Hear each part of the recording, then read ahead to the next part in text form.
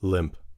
The body of Gorster hung from the pink pallet, unsupported, hanging high above us in the computer chamber, and it did not shiver in the chill, oily breeze that blew eternally through the main cavern. The body hung head down, attached to the underside of the pallet by the sole of its right foot. It had been drained of blood through a precise incision made from ear to ear under the lantern jaw. There was no blood on the reflective surface of the metal floor. When Gorster joined our group and looked up at himself, it was already too late for us to realize that once again, AM had duped us, had had its fun. It had been a diversion on the part of the machine. 3 of us had vomited, turning away from one another in reflex as ancient as the nausea that had produced it.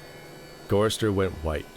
It was almost as though he had seen a voodoo icon and was afraid of the future. "Oh, God," he mumbled, and walked away. The 3 of us followed him after a time, and found him sitting with his back to one of the smaller, chittering banks, his head in his hands. Ellen knelt down beside him and stroked his hair. He didn't move, but his voice came out of his covered face quite clearly. "Why doesn't it just do us in and get it over with? Christ, I don't know how much longer I can go on like this." It was our 109th year in the computer. He was speaking for all of us. Nimdoc, which was the name the machine had forced him to use because AM amused itself with strange sounds, was hallucinating that there were canned goods in the ice cavern. Gorster and I were very dubious. "It's another shuck," I told them. "Like the goddamn frozen elephant AM sold us. Benny almost went out of his mind over that one. We'll hike all that way, and it'll be putrefied or some damn thing. I say forget it. Stay here. You'll have to come up with something pretty soon or we'll die." Benny shrugged. 3 days it had been since we had last eaten. Worms. Thick. Ropey. Nimdoc was no more certain. He knew there was the chance, but he was getting thin. It couldn't be any worse there than here. Colder, but that didn't matter much. Hot, cold, hail, lava, boils, or locusts. It never mattered. The machine masturbated and we had to take it or die. Ellen decided us. "I've got to have something, Ted. Maybe there'll be some pears or peaches. Please, Ted, let's try it."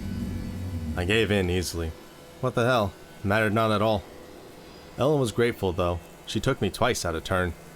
Even that had ceased to matter. And she never came, so why bother? But the machine giggled every time we did it. Loud. Up there, back there, all around us. He snickered. It snickered. Most of the time I thought of AM as it, without a soul. But the rest of the time, I thought of it as him, in the masculine, the paternal, the patriarchal, for he is a jealous people.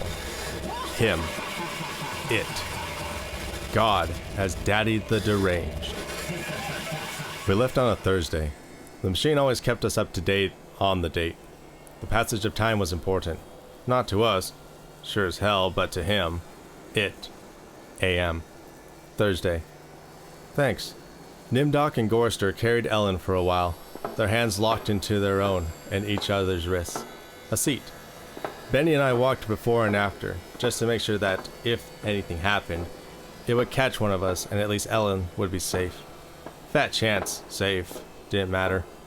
It was only 100 miles or so to the ice caverns. And the second day, we were lying out under the blistering sun thing he had materialized. He sent down some mana. Tasted like boiled boar urine. We ate it. On the third day, we passed through the Valley of Obsolescence, filled with rusting carcasses of ancient computer banks. AM had been as ruthless with its own life as with ours. It was a mark of his personality. It strove for perfection. Whether it was a matter of killing off unproductive elements in his own world-filling bulk, or perfecting methods for torturing us, AM was as thorough as those who had invented him, now long since gone to dust, could ever have hoped. There was a light flittering down from above, and we realized we must be very near the surface.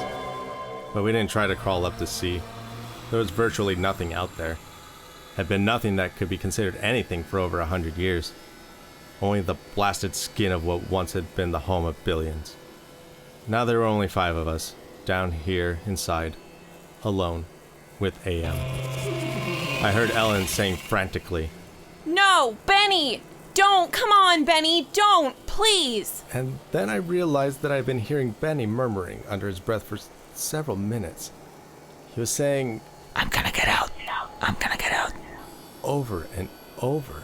His monkey-like face was crumpled up in an expression of beatific delight and sadness all at the same time. The radiation scars AM had given him during the festival were drawn down to a mass of pink-white puckerings, and his features seemed to work independently of one another. Perhaps Benny was the luckiest of the five of us. He had gone stark staring mad many years before. But even though we could call AM any damn thing we liked, could think the foulest thoughts of fused memory banks and corroded faceplates, of burnt-out circuits and shattered control bubbles, the machine would not tolerate our trying to escape. Benny leaped away from me as I made a grab for him. He scrambled up the face of a smaller memory cube, tilted on its side, and filled with rotted components. He squatted there for a moment, looking like a chimpanzee AM had intended him to resemble. Then he leaped high, caught a trailing beam of pitted and corroded metal, and went up it hand over hand like an animal, till he was on the girdering ledge 20 feet above us. Oh, Ted! Nimdog, please, help him! Get him down before... She cut off. Tears began to stand in her eyes. She moved her hands aimlessly. It was too late. None of us wanted to be near him when whatever was going to happen, happened. And besides, we all saw through her concern. When AM had altered Benny during the machine's utterly irrational, hysterical phase, it was not merely Benny's face the computer had made like a giant ape's. He was big in the privates. She loved that. She serviced us as a matter of course, but she loved it from him. Oh, Ellen. Pedestal Ellen. Pristine, pure Ellen. Oh, Ellen the clean. Scum. Filth. Gorster slapped her. She slumped down, staring up at poor loony Ben, and she cried. It was her big defense, crying. We had gotten used to it 75 years earlier. Gorster kicked her in the side. Then the sound began. It was a light, that sound, half light, something that began to glow from Benny's eyes and pulse with growing loudness, dim sonorities that grew more gigantic and brighter as the light sound increased in tempo. It must have been painful, and the pain must have been increasing with the boldness of the light, the rising volume of sound. For Benny began to mew like a wounded animal, at first softly. But the light was dim, and the sound was muted. Then louder, as his shoulders hunched over. His back humped, as though he was trying to get away from it. His hands folded across his chest like a chipmunk's. His head tilted to one side. The sad little monkey face pinched in anguish. Then he began to howl as the sound coming from his eyes grew louder, louder and louder. I slammed the sides of my head with my hands, but I couldn't shut it out. It cut through so easily. The pain shivered through my flesh like tinfoil on a tooth. And Benny was suddenly pulled erect. On the girder he stood, jerked to his feet like a puppet. The light was now pulsing out of his eyes in two great round beams. The sound crawled up and up in some incomprehensible scale. And then he fell forward, straight down, and hit the plate steel floor with a crash. He lay there jerking, spastically, as the light flowed around and around him, and the sound spiraled up out of normal range. Then the light beat its way back inside his head. The sound spiraled down, and he was left lying there, crying piteously.